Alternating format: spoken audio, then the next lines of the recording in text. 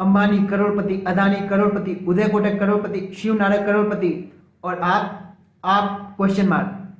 आप एक जॉब कर रहे होंगे जो कि आपको कोई एग्जाम क्लियर करके या किसी डिग्री की बेसिस पे मिली होगी।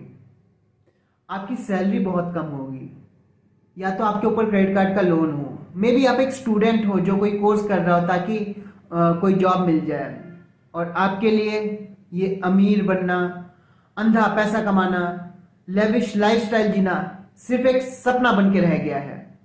और जब भी आप किसी करोड़पति या अरबपति से मिलते हो तो आपके अंदर एक सवाल आता हो कि आखिर इनमें ऐसा क्या खास है जो मुझ में नहीं, आखिर ये ऐसा कौन सा फॉर्मूला जानते हैं जो मैं नहीं जानता। और खुद को तसल्ली देने के लिए आप कहते हो कि जो अमीर लोग हैं ये बहुत किस्मत वाले होते हैं, ये अमीर जो बनते हैं ये कुछ गलत काम करके ही बनते हैं, कोई फ्रॉड स्कीम चला के ही बनते हैं, इन अमीर लोगों को पॉलिटिकल सपोर्ट होता है, एटसेट्रा एटसेट्रा। और यही चीज आपको धीरे ही धीरे अंदर ही अंदर खा जाती है। लेकिन अगर आपको कोई ऐसा तरीका मालूम हो, अगर आपको कोई ऐसा एक फॉर्मूला मालूम हो जिसे समझ के आप करोड़ रुपए बना सकते हो, जिसे इस्तेमाल करके आप अपनी जिंदगी बेहतर बना सकते हो, तो पक्का आप मुझे भी अभी फ्रॉड ही बोल रहे होंगे। लेकिन मैं आपसे वादा करता हूं कि इस वीडियो के अंत तक बने रहें तो मैं आपको पैसे देखने का नजरिया ही बदल दूंगा। मैं हर वो झूठ बेनकाब कर दूंगा जो बचपन से आपको कहा गया है पैसे के लिए, जैसे कि पैसा बनाने के लिए खूब मेहनत करनी पड़ती है, पैसा बनाने की अंधा पैसा बनाना है तो आपको कोई गलत स्कीम लानी पड़ती है, एटसेट्रा एटसेट्रा। तो आइए शुरू करते हैं इस वीडियो को। हम सब लोग खूब पैसा बनाना चाहते हैं, लेकिन क्या कभी हमने खुद से ये सवाल किया कि आखिर पैसा है क्या, या पैसा क्या दर्शाता है? तो आमतौर पर पैसे को मीडियम ऑफ एक्सचेंज बोला गया है। Money is equal to medium of exchange, मतलब आप कोई भी गुड्स एंड सर्विसेज देते हैं या लेते हैं तो उसकी जगह में पैसा का इस्तेमाल करते हैं। और मेरे हिसाब से ये सबसे गलत तरीका है पैसे को देखने का। मेरे हिसाब से पैसे को वैल्यू के रूप में देखना चाहिए, मतलब money is equal to value. इससे हमें दो चीज पता चलती है। पहला, आप मनी वहां स्पेंड करते हैं जहां आपको वैल्यू दिखता है। एग्जाम्पल के लिए मान लीजिए कि आप शॉपिंग करने जा रहे हैं, मान लीजिए कि आप कपड़े खरीदने जा रहे हैं दुकान पे, तो आप शॉपकीपर को तभी रुपए देते हैं जब आपको लगता है कि जो ये कपड़े दे रहा है वो इसके वैल्यू के बराबर है। और इसका दूसरा नजरिया कि जिसके पास कोई वैल्यूबल है पैसा उसी के पास आता है। एग्जाम्पल के लिए मान लीजिए आपका पड़ोसी अगले 2 महीने में 2 मंजिला मकान बना लेता है, तो आपके अंदर क्या सवाल आएगा? आपके अंदर यही आएगा कि भाई इतने कम टाइम में इसके पास इतना पैसा कैसे आया? पक्का इसने कोई करप्शन किया होगा जिसकी वजह से इतने कम टाइम में इसे इतना पैसा मिला है। लेकिन आपके मन में कभी यह सवाल नहीं आएगा कि इतना पैसा जनरेट करने के लिए इसने क्या वैल्यू क्रिएट किया होगा, इसने ऐसा क्या मार्केट को वैल्यूबल दिया होगा कि लोगों ने इसे इतना पैसा दिया है। तो हमेशा आप पैसों को वैल्यू के रूप में देखें, मतलब money is equal to value. अब आप बोलेंगे ठीक है, money is equal to value समझ में आया, लेकिन ये चीज हमारी जिंदगी कैसे बदलेगी? हम तो अब भी वही सैलरी के भरोसे बैठे हैं, कल को सैलरी ना आए तो अपना बंटा धान। तो money is equal to value आपकी जिंदगी में कोई बदलाव नहीं लाएगा अगर आप इस कॉन्सेप्ट का इस्तेमाल नहीं करेंगे। इस कॉन्सेप्ट का इस्तेमाल करने के लिए मेरा आपसे एक प्रश्न है, आपका पैसों के साथ कैसा रिश्ता है? रिश्ता? हाँ, मैं सही बोल रहा हूं, आपका पैसों के साथ कैसा रिश्ता है? क्या ऐसा होता है कि आपकी सैलरी 1 तारीख को क्रेडिट होती है और 7 तारीख तक आधी से भी कम हो जाती है? इससे क्या पता चलता है? पैसा आपकी जिंदगी में आता है और चला जाता है, मतलब पैसे के साथ इंसान का कैसा बिहेवियर रहता है, वो आता है जाता है, इनकम होती है और एक्सपेंस होता है, या मैं ऐसा बोलूं प्रोडक्शन होता है और कंजम्पशन होता है। तो प्रोडक्शन आप कैसे करते हैं? प्रोडक्शन आप कोई वैल्यू प्रोवाइड करके करते हैं। मतलब आप कोई कहीं जॉब कर रहे हो, आप कोई बिजनेस कर रहे हो, और कंजम्पशन आप कोई सामान खरीद के करते हैं, जैसे आपने गाड़ी खरीद ली, मोबाइल खरीद लिया, घर खरीद लिया, एक्सेट्रा। और अगर आपको अमीर बनना है तो ये दोनों साइड ही बैलेंस करनी पड़ती हैं।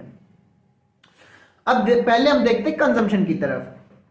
आप चाहे कितना भी पैसा जनरेट कर ले, लेकिन अगर आप अपना कंजम्पशन कंट्रोल नहीं करेंगे तो आप एक दिन दिवालिया हो जाएंगे।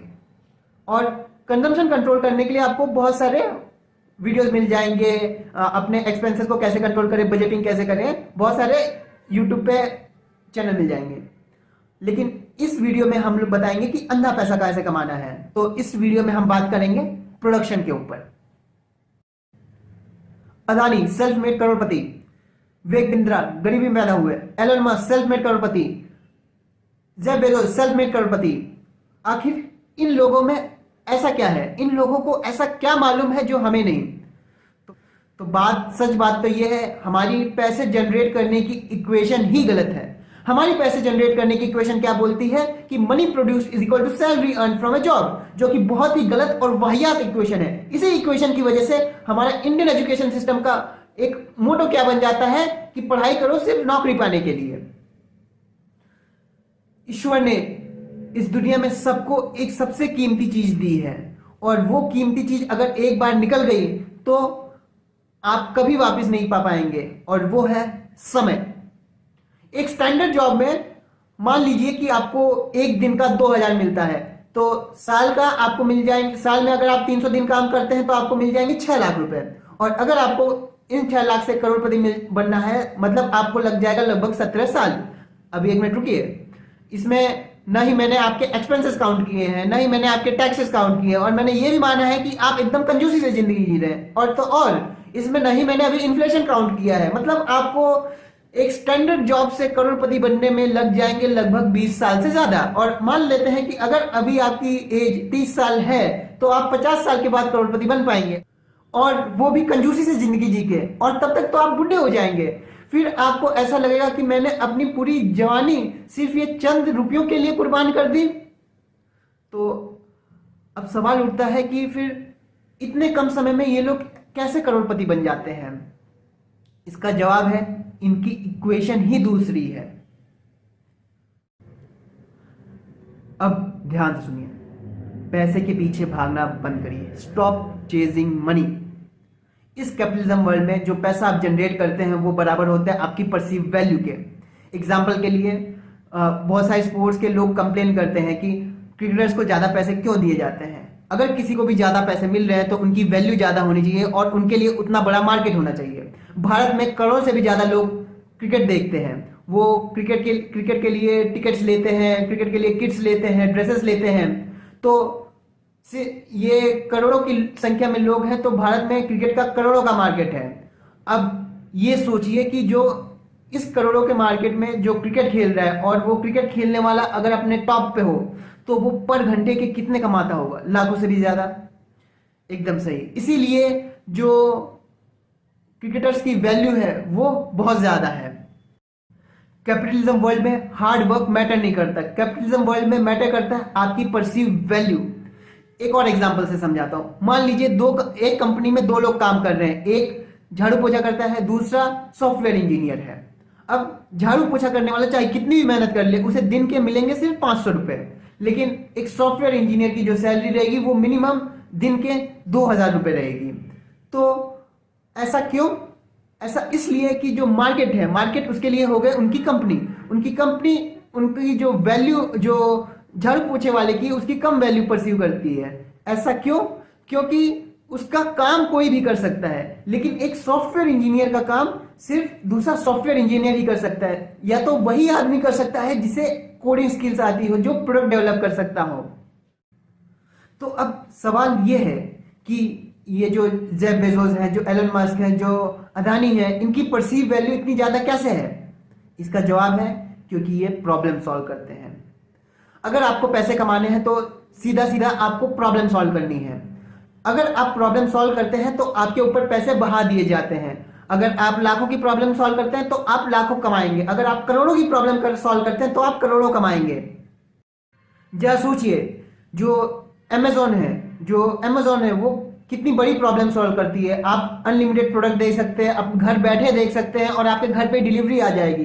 तो जिस आदमी ने इस अमेजोन को बनाया होगा, मतलब जेफ बेजोस, उन्होंने करोड़ों की प्रॉब्लम सॉल्व की और मार्केट ने ही उन्हें करोड़ों का रिवॉर्ड दिया। So don't run behind money. आप पैसों के पीछे मत भागिए, आप प्रॉब्लम को पीछे भागिए, आप प्रॉब्लम आइडेंटिफाई करिए और सबसे ज्यादा जरूरी उस प्रॉब्लम का सॉल्यूशन लाइए। और जब आपको उस प्रॉब्लम का सॉल्यूशन मिल जाए तो फिर वहां से अपना बिजनेस बनाइए। अब आप बोलेंगे दैट्स इट, मतलब मुझे पैसे बनाने के लिए एक प्रॉब्लम को ढूंढना है, उसका सॉल्यूशन निकालना है और फिर बिजनेस बनाना है। नहीं, कहानी यही नहीं खत्म होती। इससे भी ज्यादा जरूरी है क्या आप जो प्रॉब्लम सॉल्व कर रहे हैं, आपका जो सॉल्यूशन है वो स्केलेबल है या नहीं है। अगर आपका सॉल्यूशन लाखों या करोड़ों लोगों को अफेक्ट नहीं करता तो वो प्रॉब्लम सॉल्व करना वर्थ नहीं है आपके लिए। आपका जो सॉल्यूशन होना चाहिए वो हर कोई एक्सेस कर पाए, ऐसा सॉल्यूशन होना चाहिए। एग्जांपल के लिए मान लेते हैं आप एक रेस्टोरेंट खोल देते हैं, तो क्या ये स्केलेबल है? नहीं है। बट रेस्टोरेंट की जगह अगर आप उसे फ्रेंचाइजी में तब्दील करना चाहते हैं तो ये स्केलेबल है, तब आप जाके अंधा पैसा कमाते हैं। या आप एक सॉफ्टवेयर डेवलप करते हैं जिसे आप ऑनलाइन सेल कर सकते हैं, नहीं आपको शिपिंग करना है, नहीं आपको ट्रांसपोर्टेशन की लेन देन या झंझट में पड़ना है, तो इससे आप करोड़ों कमा सकते हैं। और दूसरी चीज, आपका जो सॉल्यूशन होना चाहिए वो टाइम बाउंड भी नहीं होना चाहिए। एग्जाम्पल के लिए मान लेते हैं आप एक मैथ्स टीचर है, मैथ क्लासेस लेते हैं। अब आप हर एक घंटे के एक क्लास का 1,000 रुपया चार्ज करते हैं, तो क्या ये सॉल्यूशन वायबल है या स्केलेबल है? जवाब है नहीं, ये टाइम बाउंडेड हो गया। बट वहीं आप अपने मैथ के लेक्चर रिकॉर्ड करके उसे ऑनलाइन पब्लिश कर देते हैं तो ये स्केलेबल है। तो आप अपने सॉल्यूशन को स्केलेबल बनाइए, उसमें ऑटोमेशन लाइए, उसमें ऐसा सिस्टम बनाइए कि आपको उसके लिए काम ना करना पड़े। और अगर आपको कोई चीज नहीं आती है तो उसके पीछे मत भागिए, उसकी जगह एक ऐसा एम्प्लॉय हायर कर लीजिए। और जब आप ये सब करेंगे तब जाके आप एक बड़ा बिजनेस बना पाएंगे, तब जाके आप एक सोसाइटी को बढ़िया सॉल्यूशन दे पाएंगे और सोसाइटी आपको रिवॉर्ड करेगी मनी से। तो अब इस चीज का कंक्लूजन क्या निकलता है? हमारी जो साइंटिफिक इक्वेशन है वो ये है कि जो मनी जनरेटेड होता है वो होता है परसीव वैल्यू के। अब परसीव वैल्यू जितना ज्यादा होगा उतना ही मनी जनरेशन होगा। तो परसीव वैल्यू को कैसे बढ़ाएं? परसीव वैल्यू बढ़ता है आपके प्रॉब्लम सॉल्विंग कैपेबिलिटी से। अब प्रॉब्लम सॉल्विंग कैपेबिलिटी को कैसे बढ़ाएं? आपकी स्केलेबिलिटी से। आपका प्रॉब्लम कितना वाइडर अप्रोच किया जाता है, कितना एक्सेप्टेड है।